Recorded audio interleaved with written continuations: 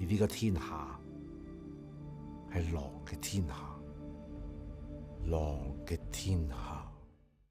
2000년 전 수많은 늑대들이 천하를 차지하기 위해 고군분투하던 시대, 중국의 역사 중 극히 일부분에 대한 이 이야기는 이후 2000년 동안 동아시아를 넘어 세계인들의 마음을 사로잡아 왔습니다. 오늘의 주제는 삼국지입니다.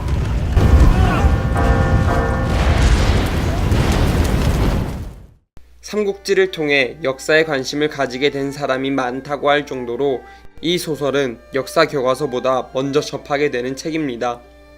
이 소설에 대해 알아보기 전에 먼저 삼국지의 시대적 배경을 간단히 짚어보겠습니다.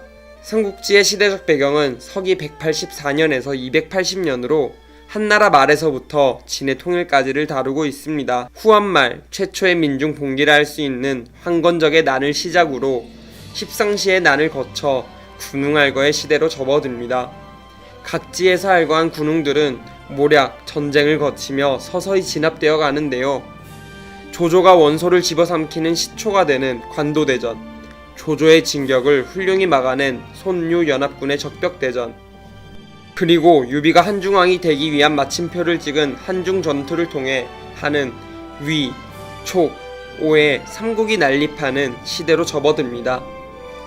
하지만 삼국지 초반에 등장하는 영웅들이 모두 죽어갈 즈음 삼국시대도 서서히 그 끝을 향해 달려갑니다. 등에 의한 촉의 멸망, 사마씨의 찬탈에 의한 위의 멸망, 진의 성립, 280년 진이 오의 수도 건업을 점령하며 100여 년간의 혼란기를 종식하고 짧은 평화를 이룩해냅니다. 사실 우리에게 친숙하고 잘 알려진 삼국지는 나간중이 집필한 삼국지연이라는 소설의 내용입니다. 실제 역사를 기록한 정수의 삼국지는 더럽게 재미없기 때문에 소설적으로 재미있게 각색된 삼국지연의로 많이 입문하곤 합니다. 익히 많이 알고 있는 유관장의 도홍결이나 적벽대전을 완성시킨 제갈량의 남동풍 역시 여러분 이거 다 거짓말하는 걸 아시죠? 모두 허구입니다. 명초의 인물인 나간중은 오랜만에 중국의 권력을 차지한 한족의 우수함을 부각시키기 위해 한나라 왕족의 혈통을 지닌 유비를 영웅으로, 이런 유비와 대치한 조조를 간웅으로 표현하고 있습니다. 하지만 이는 실제 성격과는 다르게 각색된 것으로 당시 중국을 통틀어 가장 인기 있는 인물 중 하나인 유방을 모티브로 그 성격이 변화하였습니다. 소설에서의 유비는 남에게 지혜를 의지하고 힘없는 것처럼 보이지만 실제로는 다른 군웅들과 같이 무예도 출중하고 군략도 있었던 것으로 기록되어 있습니다.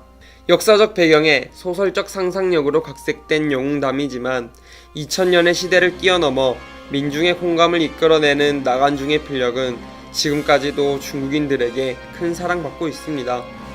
하지만 자국의 역사가 아님에도 중국을 넘어 동아시아 전체가 삼국지에 열광하는 이유는 어디서 찾을 수 있을까요? 첫 번째는 일기토에 있습니다. 삼국지를 읽다 보면 무협지를 보는 것과 같이 누가 제일 센지를 자연스럽게 논하게 됩니다. 동서고금을 막론하고 누가 제일 센가에 대한 것은 흥미로운 논쟁거리죠. 그렇다고 마당새처럼 힘자랑만 하는 것은 아닙니다. 지식과 지혜를 통한 힘겨루기 또한 책에서 눈을 뗄 수 없게 만드는 부분이죠. 누가 더 똑똑한가? 요즘도 여전히 끊이지 않고 논할 수 있을 정도입니다. 이 외에 호러와 공포의 대명사 하우돈의 눈알 먹기, 자, 저 미친 놈! 지금 들어도 애틋한 초성과 여포의 사랑 이야기, 이런 야사들 또한 삼국지를 흥미롭게 만드는 요소들 중 하나입니다. 이렇게 흥미로운 요소가 많다 보니 다양한 분야에서 삼국지를 바탕으로 새로운 컨텐츠가 지속적으로 생산되고 있습니다.